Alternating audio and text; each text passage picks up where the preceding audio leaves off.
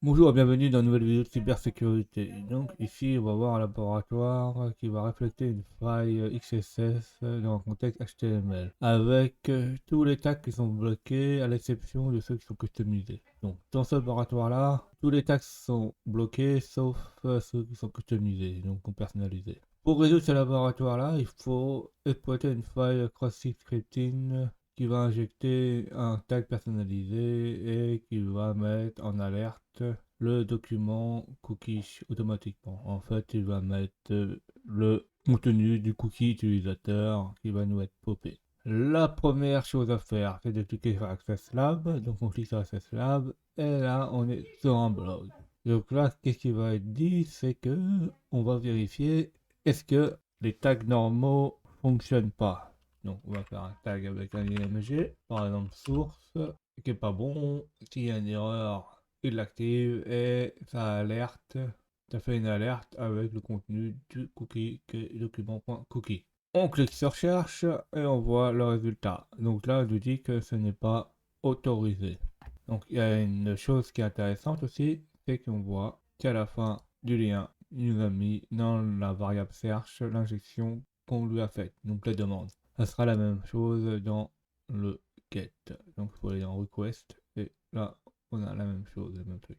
Donc comment savoir ce qui est personnalisable ou pas et ce qui est bon. Donc pour injecter des charges utiles, il faut aller sur l'aide, la feuille d'aide des cross-sitting scripting, donc du XSS. Donc là, c'est tous les exploits, les charges utiles, les éléments, les tags qu'on peut injecter. Donc ici, ce qui nous intéresse, c'est les charges utiles. Donc on fait un copy paste to clipboard. Et une fois ceci, on va l'injecter dans un fuseur. Je choisis le dernier là, par exemple, ici là où on a injecté le cercle. Donc on fait clic droit, attaque et fuse. Une fois ceci qui est fait, on va modifier l'endroit où on peut injecter les charges utiles. Donc là, c'est pourcentage 3C qui est le signe inférieur encodé et pourcentage 3E qui est le signe supérieur encodé. C'est là où la requête a été injectée. Donc on sélectionne, on fait add, on fait add. On sélectionne le bon type qui est string. Donc en fait, sur les chaînes de caractères. Et on fait un coller en faisant CTRL V. Et une fois que ceci est fait, on fait add. Et on fait OK, on valide. On lance le fuseur. Donc, alors là, il y a plus de 8000 fusings à faire. Donc, ça peut prendre un peu de temps. Donc, patientez un peu. Alors, une fois que ceci est fait, là, on voit toutes les requêtes ont été faites. Donc, on a un 400 byte request. Donc, le 400 byte request, si on regarde, en fait, fait tous les tags qui ne sont pas autorisés. On va dans request, on va cliquer sur code pour trier les codes de manière décroissante. Donc là, on voit les codes de manière décroissante. Et là, ce qui nous intéresse, c'est le code 200. Donc la requête s'est passée. On regarde ça de plus près et en fait, ce qui nous intéresse, c'est que les codes, on pourra exploiter une faille CC. Parce que, en fait, c'est pas dans tous les cas qu'on peut exploiter les failles CSS. Il faut pouvoir l'injecter et le plus important, une fois que c'est injecté, c'est de l'exécuter. Donc là, en fait, ce qui nous intéresse, c'est le avant-dernier, le XSS Autofocus. Donc ça, c'est ce qui va nous intéresser. On fait un copy au clic droit, copy URL to clipboard. On va le décoder parce qu'en fait l'URL est encodé. Donc pour le décoder, on fait tout, on fait en code décode hash. On colle notre URL. On va dans décode et là on récupère ceci. Une fois que ceci est mis, on va faire une recherche avec ce qui nous intéresse. Donc là on peut le coller. Et là, qu'est-ce qu'on enlève? On enlève tout ce qui est HTTP jusqu'à search, parce que ça n'a pas besoin, ça va être injecté dans notre en haut. Alors, l'autofocus en fait il est pas automatique, hein, donc ça on s'en fout, ça on l'enlève, hein, c'est pas, ça ne s'arrête pas. Et après pour que ça fonctionne réellement, là il faut foutre un ID. En fait le ID ça permettra d'enclencher l'injection et après de pouvoir exécuter l'alerte. On peut mettre un ID, on peut faire égal, on peut l'appeler X par exemple, hein, là, vous pouvez l'appeler n'importe comment, du moment que vous mémorisez le nom. Une fois que ceci est fait là, donc l'alerte là, le 1 là, on peut s'amuser à mettre la fonction qui permet de récupérer les données du cookie. Donc on peut aussi bien mettre document, point, et on peut l'injecter. Alors, pour l'injecter, on fait search. Et là, on voit que ça fonctionne pas. C'est normal, en fait, je ne vous l'ai pas dit On leur dit d'injecter, mais pas de l'exécuter.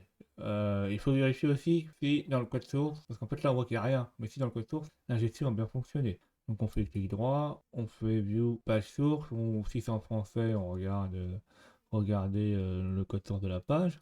Normalement là on voit là sur H1, ici on voit que ça a bien été injecté. Donc là on voit bien que la XSS, le table index ça sélectionne l'index du focus et l'ID de lui-même. Alors le focus en fait, on focus, ça veut dire en fait quand la ligne là, l'index est actif. Donc dès que ceci sera actif, ça va faire l'alerte. Vérifions si ceci fonctionne. Donc là, on voit qu'on a notre injection. Donc là, pour le faire fonctionner, normalement, on fait hashtag et X et normalement, ça fonctionne. Il faudrait que l'ID s'appelle X. Et là, on voit que le pop-up fonctionne. Donc là, il n'y a pas de problème. Donc là, on fait un copier, coller, et là, on récupère ceci là. Donc en fait, le lien sera intéressant. En fait, parce qu'en fait, ici, là, en fait, on a injecté l'injection pour nous-mêmes, hein. En fait, c'est pas intéressant parce qu'en fait, on va récupérer des propres informations. Donc, ce qui est intéressant, c'est en fait faire un site malveillant qui permettra de récupérer les informations de la victime. En fait, la victime va aller sur notre site, elle va activer ses propres données et comme ça sera sur notre site, nous on aura le contrôle pour récupérer ces informations. Comme par exemple ici, ça sera ces cookies. Donc voilà, donc c'est pour ça que ça on en aura besoin. Alors, une fois que ceci est fait, là, on va aller sur notre site malveillant, Go Exploit to Server. Alors, qu'est-ce qu'on va faire? On va créer un script, un JavaScript qui va récupérer notre exploit malveillant. Donc, on fait au début, on dit que c'est un script, donc on fait script. On ferme la balle du script. Et là, on va créer une variable location. Donc, location, c'est un objet, une variable objet qui permet de modifier l'URL présent par l'autre qu'on lui donne. Comment vérifier ce que je dis? Eh ben, c'est simple. Vous faites F12, vous allez dans console. Alors, c'est simple. Alors, comment vérifier ce que c'est location? Donc, on fait, pour voir la valeur d'une variable, on fait console, log. Donc là, on va envoyer le résultat dans log. Et on fait location. Alors là, qu'est-ce qu'il nous dit? La réponse nous dit en fait que location, en fait, c'est un objet qui s'appelle location et qui récupère une adresse web. Donc là, il a bien récupéré la propre adresse, mais si on la récupère, si on en met une autre, elle va aller, par exemple, dans notre adresse web.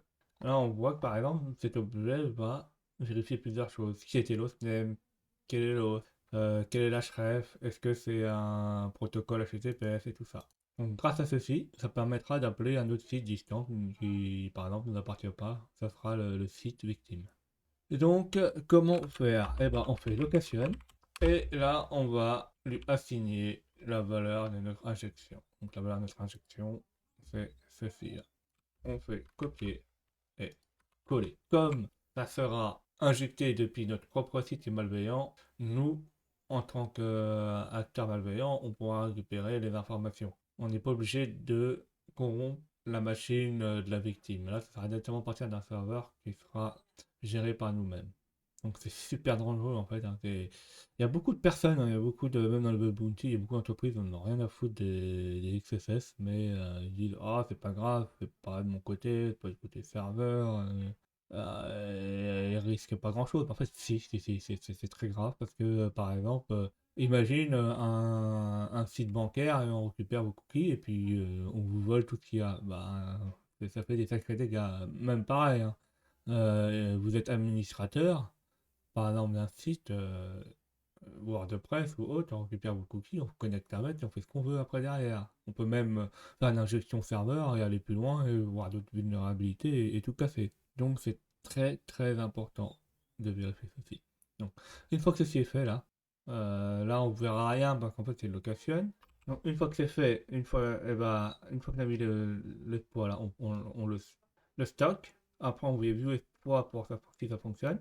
Donc là, on voit que ça fonctionne, donc c'est nickel. Et une fois qu'on voit que ça fonctionne, on revient en arrière, hein, on délivre l'exploit pour voir si on valide le lab. On délivre. Et là, le laboratoire est résolu. Donc, bah, merci pour avoir vu cette vidéo. N'oubliez pas de mettre des pouces bleus et de vous abonner.